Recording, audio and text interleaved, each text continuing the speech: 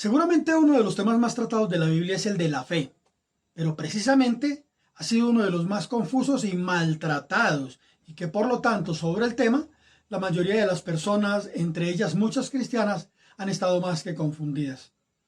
Es muy común escuchar frases como, tenga fe que se va a ganar la lotería, tenga fe que ese puesto es suyo, tenga fe que esa vuelta la coronamos. O se dice muy enfáticamente que cada quien tiene su propia fe. Y los cristianos tenemos una muy típica, hágalo por fe. Y cuando nos estrellamos, nos molestamos con el Señor o dudamos de las promesas de Dios. La verdad es que todas esas afirmaciones son expresiones de confianza, de optimismo, pero como lo vamos a ver, no tienen la esencia necesaria para que se consideren una fe verdadera. Cuando se pregunta qué es la fe, generalmente se escucha esta respuesta: fe es creer, y eso es verdad. Pero aunque dice mucho, realmente dice muy poco. Y la respuesta preferida de la mayoría de los cristianos es esta: la fe es la confianza de que en verdad sucederá lo que esperamos. Es lo que nos da la certeza de las cosas que no podemos ver. Eso lo encontramos en Hebreos 11:1. Otra versión lo expresa así: la fe es la certeza de lo que se espera, es la convicción de lo que no se ve. Y siendo una aseveración bíblica, damos por hecho que es verdad. Y es verdad. Pero el punto es que esa definición de fe no satisface la fe de la mayoría de los cristianos en los momentos de aprehensión, de las dificultades y las luchas diarias. Esa definición de fe, podríamos decir, es una definición de un cristianismo maduro. Es la condición de un cristiano que ha sido formado y probado en la fe. Es la condición de un verdadero creyente cuyo corazón ha sido circuncidado completamente. Hay dos palabras que son claves para considerar: confianza y certeza, o certeza y convicción en la otra versión.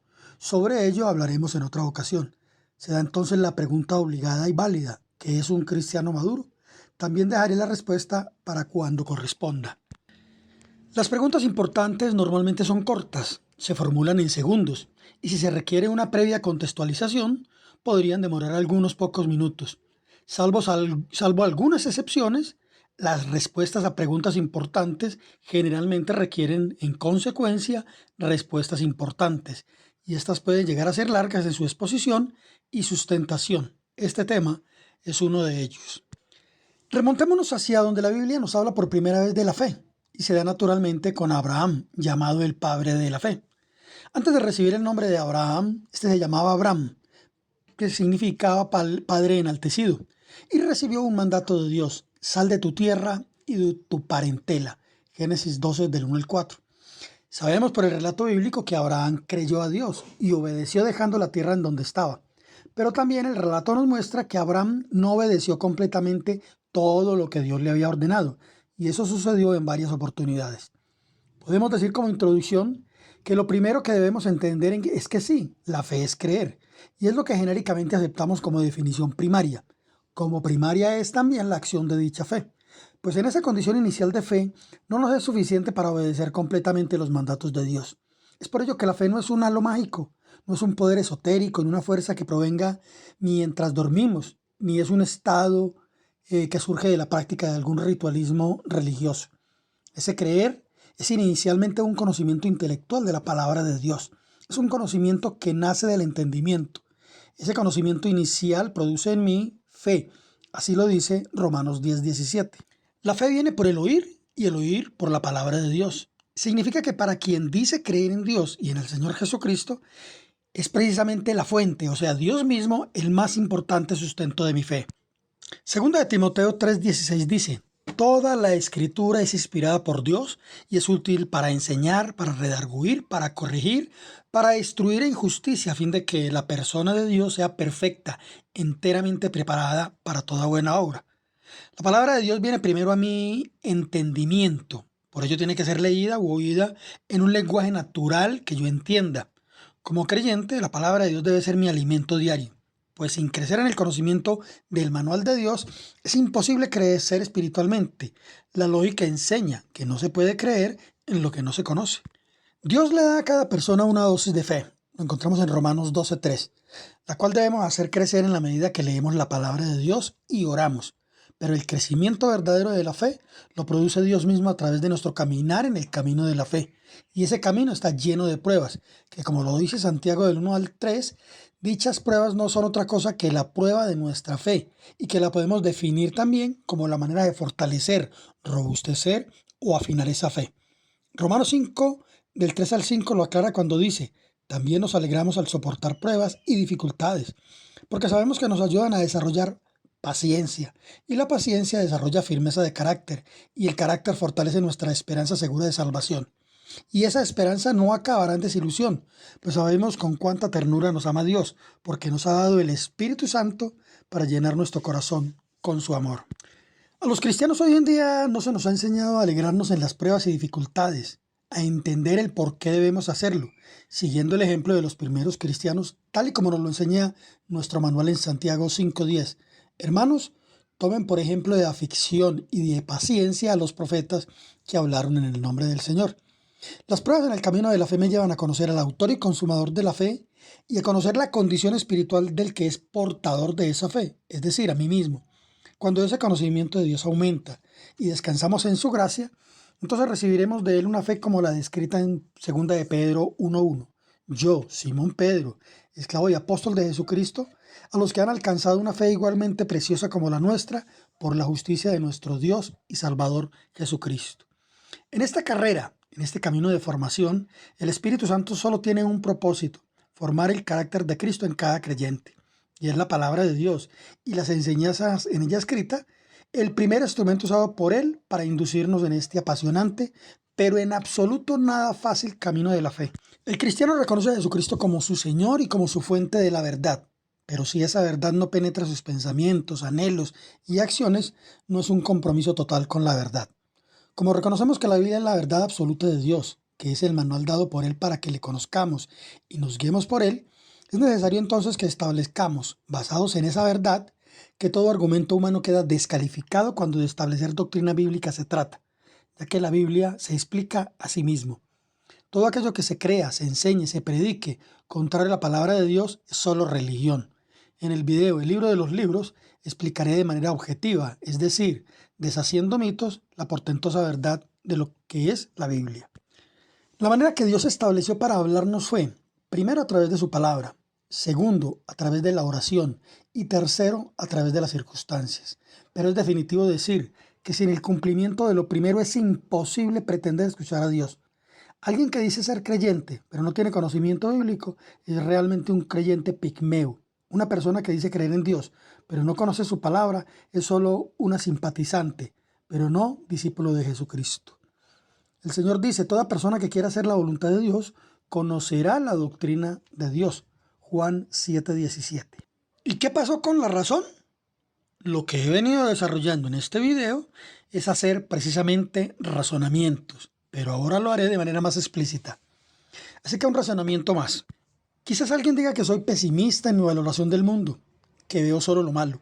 Quiero ser enfático en este aspecto diciendo que he dicho que reconozco el aporte positivo en muchas áreas por parte del ser humano, pero la angustiosa realidad que vivimos actualmente en el mundo reafirma lo que sostengo, que el acontecer diario es el reiterativo reflejo de un ser humano cuya actividad más contundente está inclinada hacia lo malo.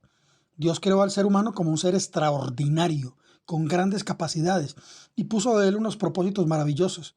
Pero todo ello ha sido temporalmente trastornado por la demente y maléfica obra de oscuridad que ha nublado la mente de las personas. Una obra perpetuada por el príncipe de la oscuridad, Satanás, nuestro adversario, y de quien haré un video describiendo quién era y quién es. Pero adelanto diciendo que definitivamente no es ese ser con cola, cuernos, que la religión ha sembrado en el imaginario mundial. Mucha gente espera el fin del mundo como lo conocemos, que yo sé que llegará. A mí me gusta más, mucho más, pensar en el comienzo de ese mundo superlativo que está muy próximo a comenzar y que, como ya lo he dicho, es ese mundo que todas las personas anhelan vivir. La exposición de ese rutilante mundo es lo que vendrá poco a poco en la medida que comparta los temas que semana a semana iré, con la gracia de Dios, publicando y que irán dando más luz. El papel de la razón en la fe. El ser humano atraviesa el presente con los ojos vendados. Esa es una frase de Milan Kundera. Desde hace muchos años entendí que el uso de la razón nos permite a nosotros como personas pensantes aunque eso de pensantes no pase de ser un mero sofisma para muchos. Ojo, esta aseveración que hago no pretende ser una burla, ni mucho menos un menosprecio de las personas o que me quiera colocar en una posición de suprapensante sobre los demás. Se entenderá el sentido de lo que quiero decir a medida que avancemos. Razonar nos permite comprender el mundo caótico que vivimos y el poder que lo gobierna. Un poder oscuro que ha logrado que los seres humanos piensen lo menos posible, o por lo menos que no piensen nada distinto a lo que ese poder impone, y que lo ha hecho sistemáticamente desde hace miles de años, y que en la actualidad lo logra sutilmente desde los medios masivos de embrutecimiento, con los cuales ha cegado a la mayoría de las personas para que no razonen y no distingan entre la verdad y la mentira. O alguien me podría explicar qué sentido tiene para un canal de televisión pasar por lo menos una docena de telenovelas cada día que poseen la misma estructura durante 50 años y repetirlas y repetirlas. Bueno, cambian solo las formas, mas no el fondo. ¿Cuál es el propósito para presentar recurrentemente narconovelas con el burdo argumento de que no debemos olvidar ese episodio de la historia del país, como si fuese algo pasado, y que además ocultan las grandes verdades de los reales capos del negocio internacional del narcotráfico? Y estos son tan solo un par de los muchos ejemplos al respecto. Así que el ejercicio de razonar es un asunto primordial para las personas y es vital que ellas mismas decidan ejercitar dicho sublime acto. Para ello, es necesario que cada persona se rebele contra sí misma por su letargo mental, por acomodarse a lo considerado como una total verdad, solo porque, por ejemplo, los noticieros del sistema así lo dicen. Es indiscutible que para razonar, en primera instancia hay que decidir hacerlo. Cuando somos niños tenemos a nuestros padres o hermanos mayores como nuestras fuentes primarias de información y de formación, aunque en muchos casos son todo lo contrario. Después a las personas que ejercen como docentes y paralelamente a ese mundo exterior que nos quieren moldear y nos apabulla, nos aturde a través de todos esos dispositivos que hoy tenemos a la mano como canales de comunicación, que aunque cumplen dicha función, no son otra cosa que tecnologías disruptivas usadas como medios de distorsión de la realidad y por lo tanto de la verdad. Soy reiterativo al decir que el objetivo es más el convertir a las personas en instrumentos no pensantes dentro de un sistema coercitivo y opresor con apariencia de libertad. Llámese como se llame el modelo de gobierno, unos habrán sido mejores o peores que otros, pero sobre todos ellos están esos poderes globales. ¿Qué tiene que ver todo lo anterior con la fe? Se preguntarán muchos. En los últimos 500 años, muchísimos cristianos sinceros profetizaron, entre comillas, el fin del mundo, tomando como referencia los eventos citados. Pero obviamente, sinceramente, se equivocaron, pues el entendimiento de los tiempos descritos por el Señor Jesucristo en Mateo 24, por ejemplo, requieren conocer lo dicho por el Espíritu Santo a través de muchos profetas en el Antiguo Pacto, que como sabemos es sombra de lo que había de venir. Y el Señor también nos dice, yo muestro el fin desde el principio. Lo encontramos en Isaías 46, 9 al 10. Así que para poder tener discernimiento de los tiempos o de muchos otros temas bíblicos, se debe estudiar la palabra de Dios y para ello se requiere el uso de la razón. Para querer el mandato de no adulterar no se necesita una unción especial, se requiere una decisión y eso es un acto de la razón. El Espíritu Santo nos abre el entendimiento para comprender pasajes en momentos determinados y aún en esos momentos entendemos con la razón. Recordemos que lo que Dios quiere es que le conozcamos y ese conocimiento se da, entre otras cosas, como ya lo he dicho, conociendo su palabra y al creer en ella nuestra fe se va fortaleciendo. Hay una lucha diaria entre lo que ven nuestros sentidos de este mundo natural, que se opone a las verdades que vemos en la palabra del Señor, sobre todo en las promesas que allí encontramos. Pero el Señor nos fortalece en nuestro camino de fe. Y eso sí es una obra que no tiene nada de racional, pues es totalmente espiritual. La fe nos permite ver las verdades y promesas de Dios como una realidad inobjetable. Nos permite ver y creer en ese futuro apoteósico que Dios ha diseñado para los seres humanos. Y eso nos da una esperanza que nos afirma en el camino de la fe. Hemos pretendido creer que existe una desconexión entre la razón y la fe. Y yo sostengo que no puede haber fe sin el uso de la razón. El Espíritu del Señor nos exhorta a renovar nuestra mente. Y la única manera de hacerlo es desechando los pensamientos de este mundo ante Dios e implantando los pensamientos de Dios en nuestra mente. Sobre la creencia de esa desconexión entre la fe y la razón, escuchemos a Tercer Cielo, un grupo cristiano con canciones muy bonitas. En la canción Creeré hay una frase que denota dicha creencia. Ese sueño, ese anhelo que en tu alma está. La mente dice no, nada puedes hacer, pero tu corazón no para de creer. Y la montaña. Para poder pensar de manera espiritual, es necesario que la persona pase de ser un ser natural a un ser espiritual. Todos estos conceptos serán definidos y explicados debidamente en la medida que los temas van transcurriendo, en donde con ejemplos de la vida diaria iremos ampliando nuestro entendimiento respecto de lo que es la verdadera fe. ¿Pensamos con el corazón? Este es un tema que abre aún más nuestro entendimiento sobre la fe. Repito, ¿qué es lo que he estado haciendo en este video? Compartiendo reflexiones que apelan al uso de la razón.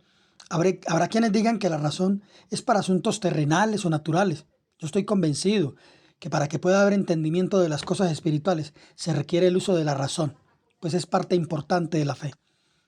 En estos más de 30 años en el camino de la fe, estudiando el manual de Dios, teniendo una relación personal con el Señor y con vívidas vivencias sobrenaturales que solo el Espíritu Santo puede brindar, es que puedo aseverar categóricamente lo que he venido expresando y que le doy inmensas gracias a Dios por permitírmelo.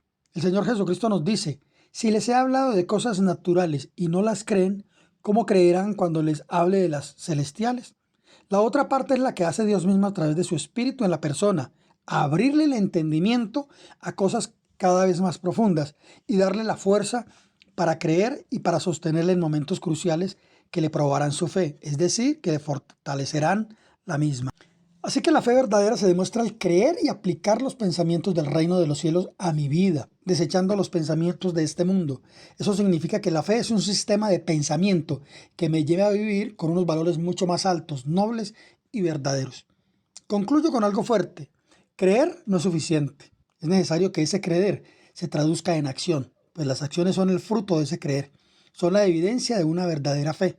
El manual enseña que quien dice creer, pero no actúa en consecuencia, se engaña a sí mismo. Y más fuerte aún es la aseveración que hace el manual sobre quienes solo dicen creer al equipararlos con los demonios, quienes irónicamente también creen, pero ellos tiemblan. El Señor dice que no pueden caminar dos juntos si no estuviesen de acuerdo, y la única manera de estar de acuerdo con alguien es coincidiendo en la manera de pensar. Recordemos que los pensamientos son los que definen mi comportamiento. De lo contrario, se aplica la frase, lo que tú haces no me deja oír lo que dices.